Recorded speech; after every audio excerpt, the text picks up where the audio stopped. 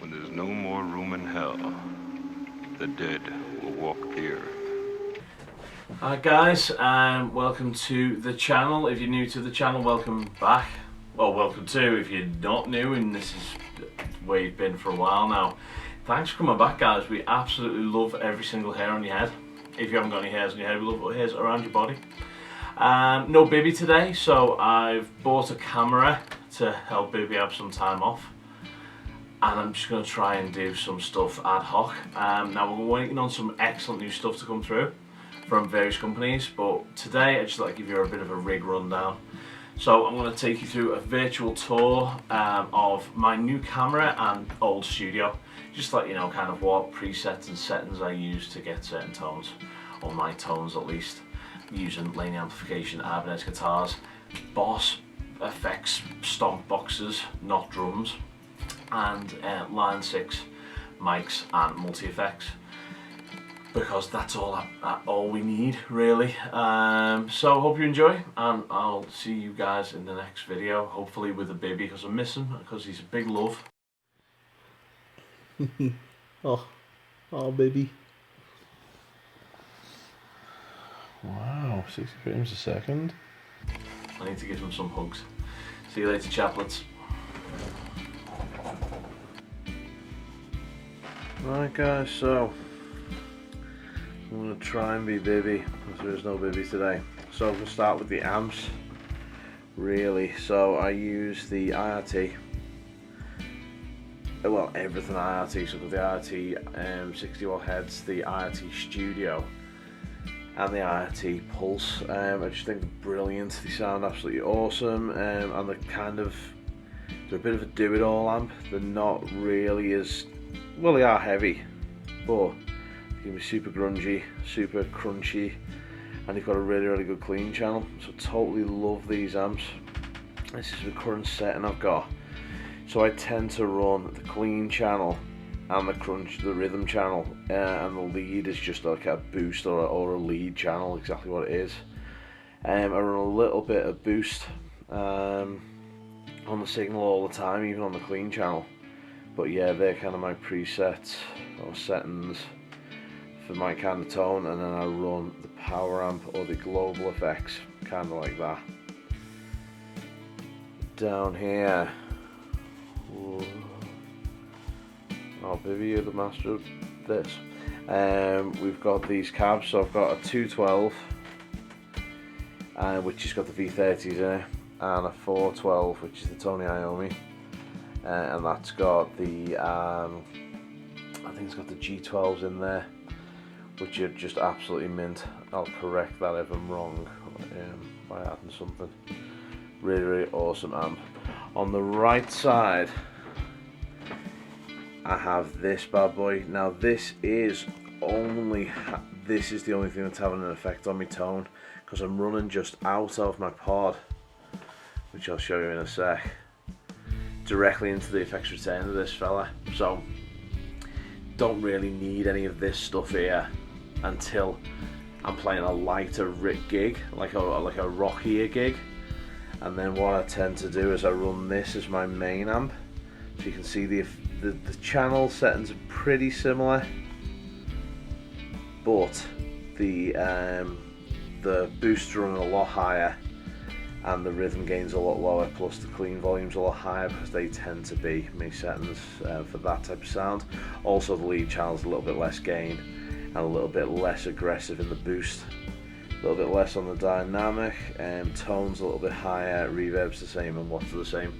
Now they're all still completely available to you, even though you're running this as a slave, which is brilliant, because you can get that amp to still have an awesome tone, but separate to your left channel tone, which is just really good. And then I've got that running through the same kind of 212, and then just a 412 on the bottom. That all runs from here, which is my pedal board. So the mother brain is the G5 and the HD500X. Now running into that, I've got an ODX1 And so basically my signal chain runs into the Morley Bad Horsey Wah, into the ODX1, around to the Gemini distortion, which is a guest pedal at the minute. I'll show you some other pedals that I use. That then runs in to the HD500X, and if this will work, I'll show you the presets. Let's see right. So settings I'm on. Well, I'll take a screenshot of that screen. So what I've got there is I've got all my time-based effects and stuff all running from the HD500X directly into the effects return of both amps. And then on the way back out of the HD500X, in the loop, I've got NS2 noise suppressor, and that goes from the front of the amp, from the out of the Pod HD into the front of the amp, from the effects return to the effects send. So it's noise getting both sides of the signal at once, really, which is cool because you don't need two pedals. That's a great noise suppressor. So pedal wise, my kind of guest pedals are my favourite pedals at the minute. This bad boy, which you might have seen a review of, which is the Visual Sound VSXO by Visual Sound. The name's changing but the pedal's not. What a great drive pedal that is, absolutely awesome. Next, and this is in no particular order, is the Corn Star by Green Carrot Pedals, which is just, they're just amazing pedals.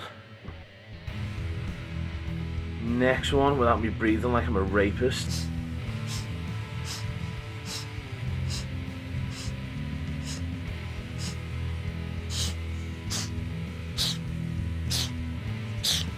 is the Pumpkin Pie, which is a fuzz drive, like a fuzz pedal. So if I ever need a fuzz, that's the go-to guy.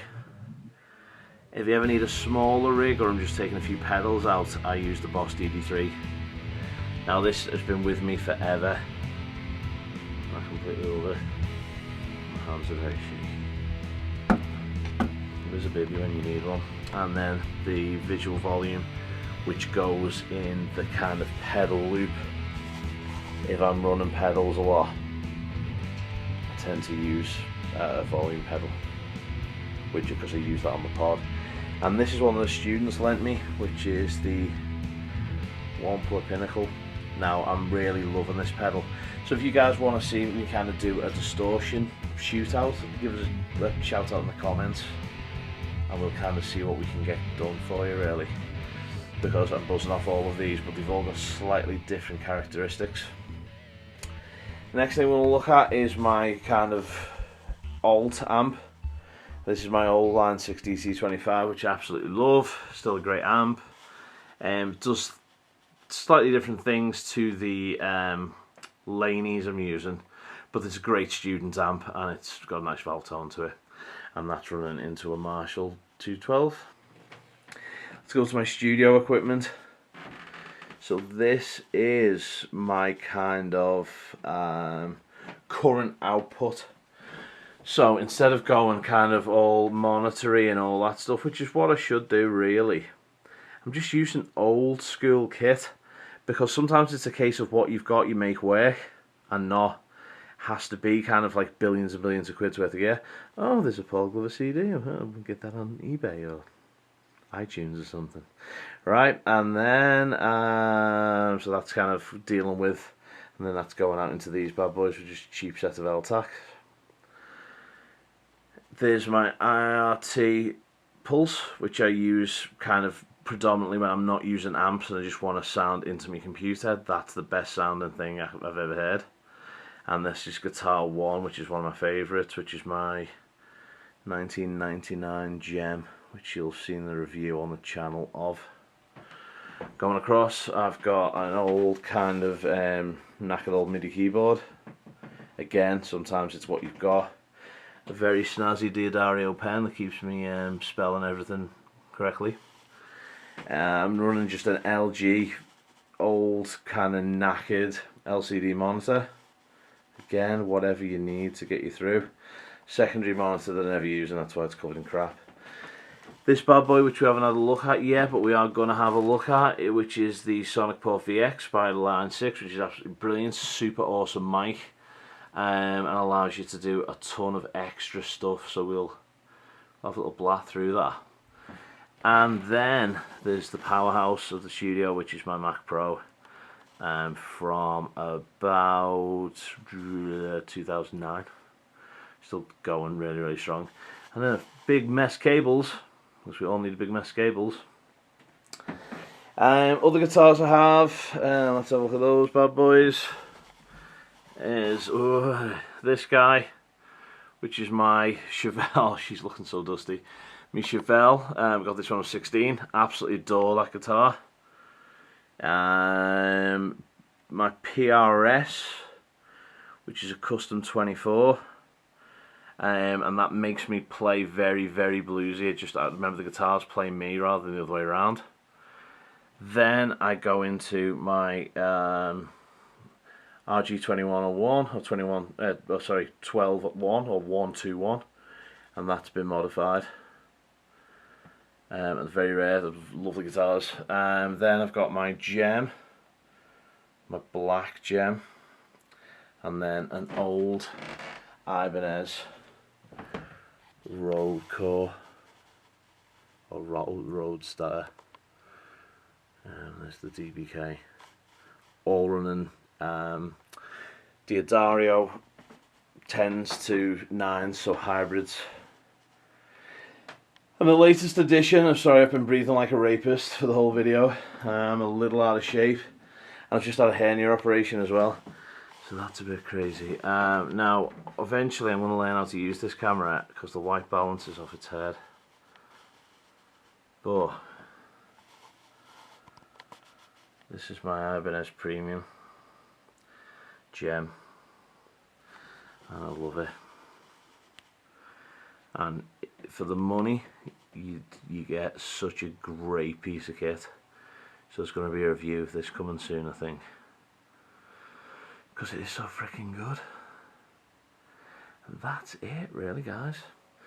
So welcome to my world, with the power coming from these guys, the brain, which is that fella, the brawn, which is these guys, which I love dearly, and then it all being captured kind of over here with my go-to Ibanez guitars, which I love so much. And we will see you in the next video. So I hope that was cool. I wasn't super boring. Just we've had a lot of questions asking about the rig, you see, so thought I'd give you some info into it. And the obligatory